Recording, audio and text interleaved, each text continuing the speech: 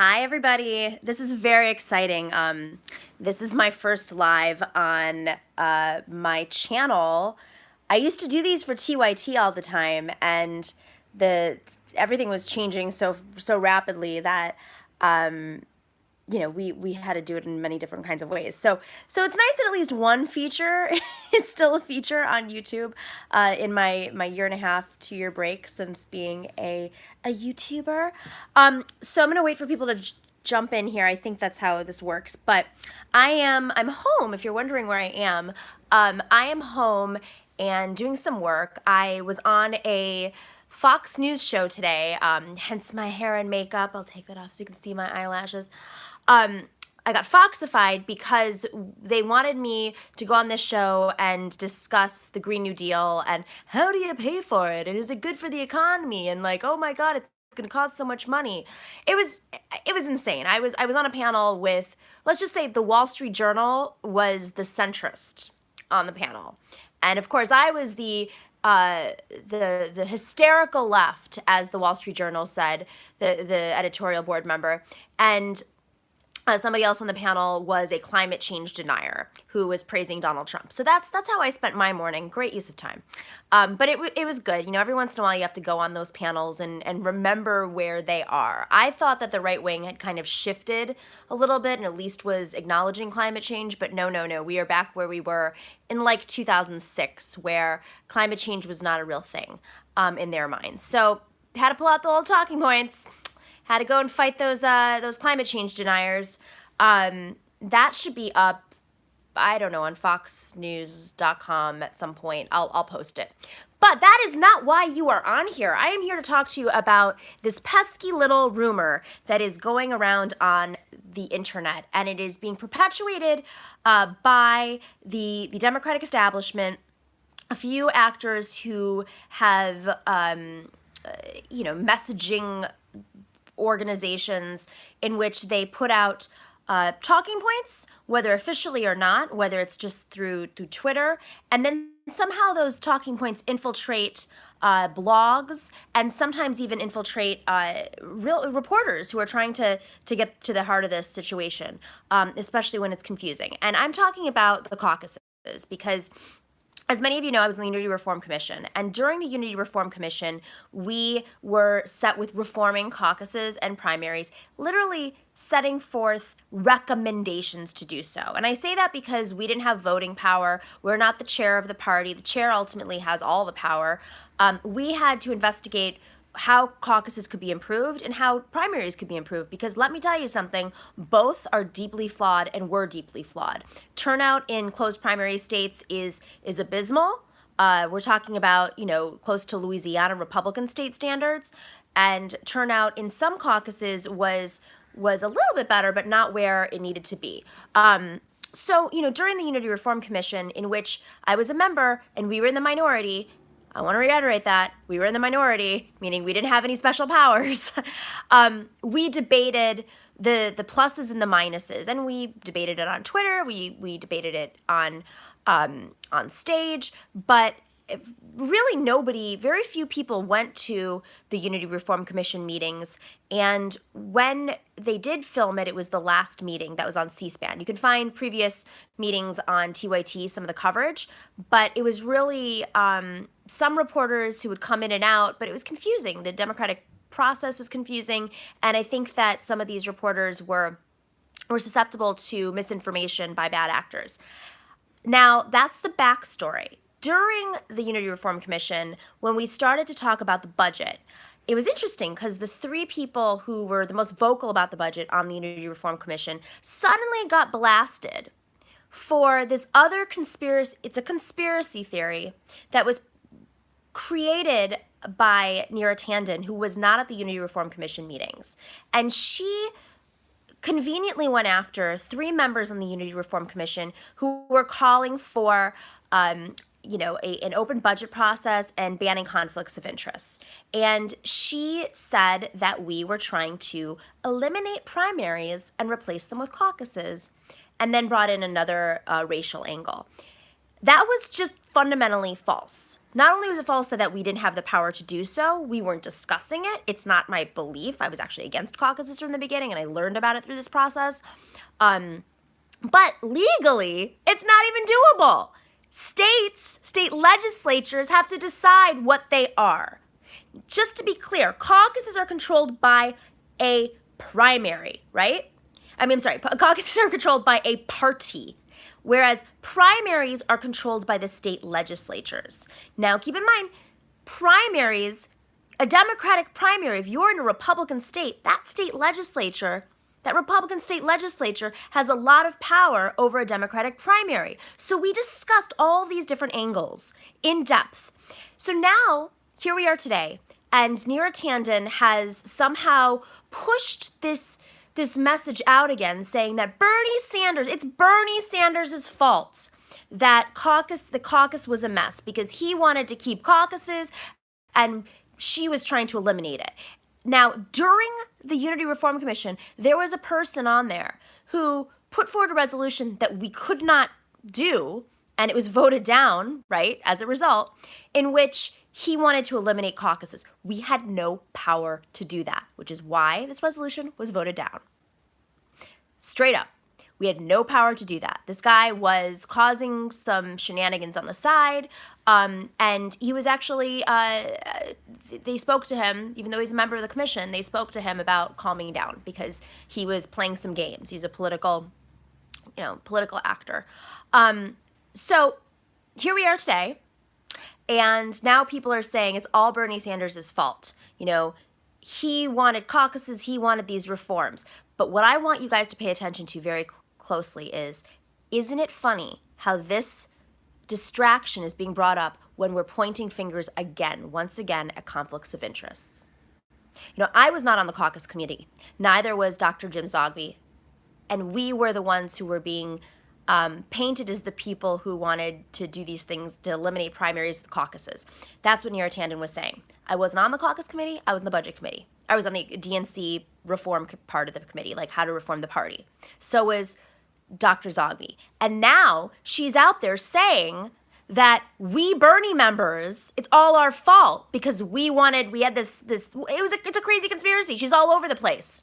And I want you guys to realize that they bring this up to distract away from the fact that there was some insider trading happening here. They were hiring an app company that was a crony of their little network, and it all comes down to consultants. The end of the day, the Democratic Party has served as a tool, as an instrument for rewarding people who are really just rewarding each other. It's an ecosystem of money making. There's no oversight. There's no oversight committee. There is no accountability in the DNC. And that was something that we were fighting for. And conveniently, when we were the most vocal about that, they brought up this caucus distraction. And so when people say this is rigged or they're incompetent, it can't be rigged, let me tell you, they had this messaging point 2 years ago, and it's being brought up again today as we are discussing this failed app, as we are discussing how Tom Perez pushed this app through to state party leadership when the state party leadership was pushing back.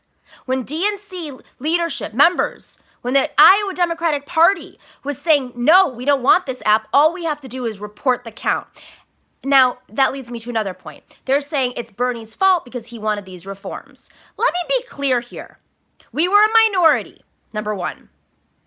Number two, there were Hillary Clinton appointees and Tom Perez appointees who were advocates, who had experiences with caucuses and knew how to reform caucuses and were advocating for these reforms, including the chair of the commission, Jen O'Malley Dillon, who used to work for Obama.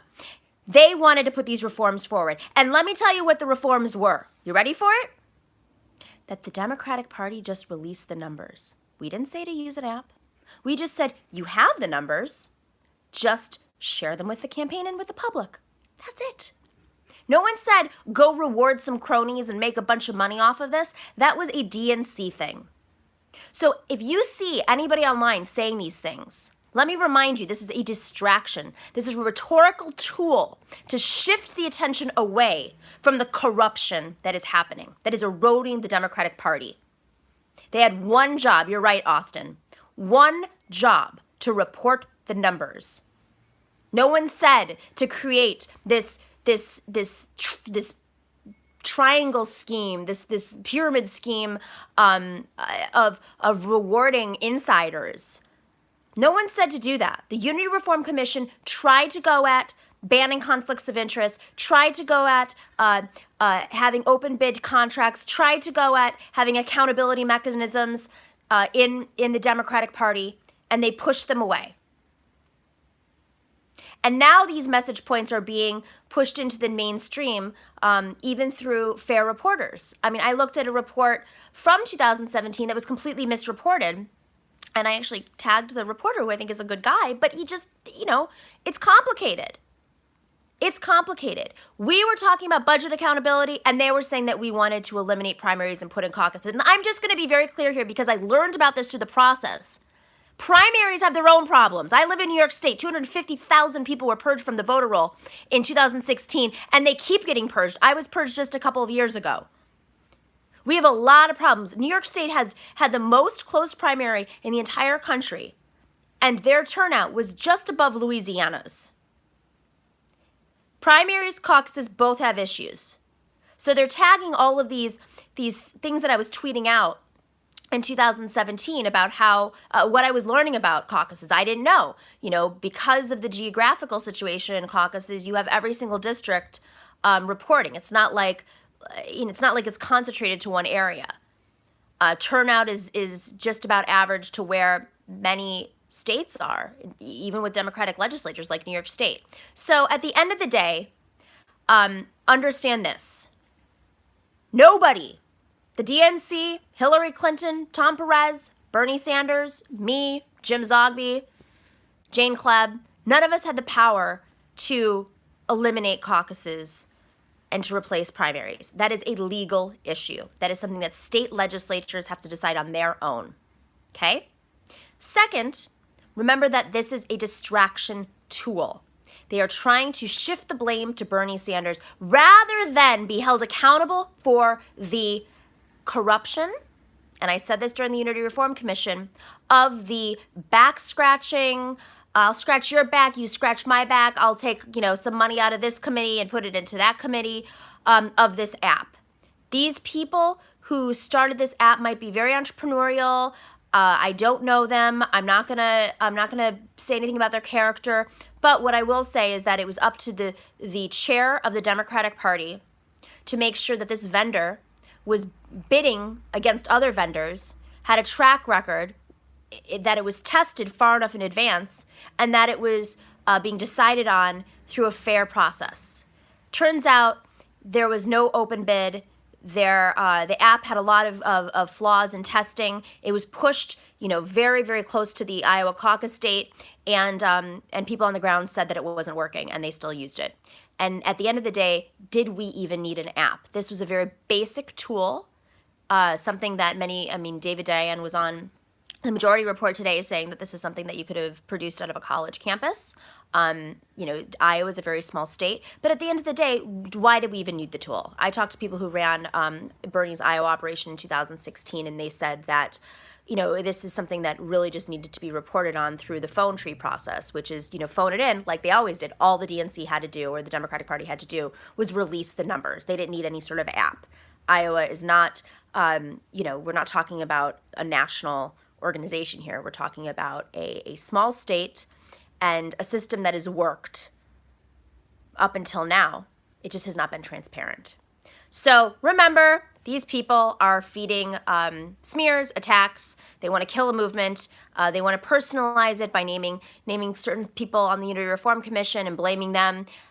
This was something that all roads lead to the chair taking responsibility for a conflict of interest. And frankly, Neera Tanden should be ashamed of herself, and she continues to just push out myths, and it's really dangerous. It's dangerous for democracy. So thanks, guys. I have another We're going to be taping our next episode on Thursday. It should be out this weekend. If you are not a Patreon subscriber, a member on Patreon, please go to patreon.com. I'm saying this because we are trying to build up this show and produce more content in studio.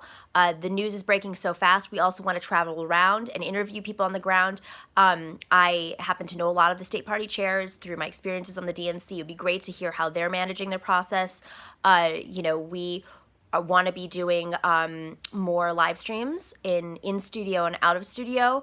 And I will give you guys a teaser that we're going to be doing a live event on Super Tuesday. So if you want to get early access to tickets, I've released them to our Patreon patrons already. And it's going to be an amazing all-star show in Los Angeles if you are in Los Angeles. And if you want to go to Los Angeles for Super Tuesday, because that's the day of the California primary, you definitely want to come to this show. It's going to be amazing. There are going to be 2 panels of amazing progressive all-stars, and we're going to be covering it all night, and hopefully we'll get the results pretty soon in the evening. But if not, we're going to be there all night, so you want to join the show.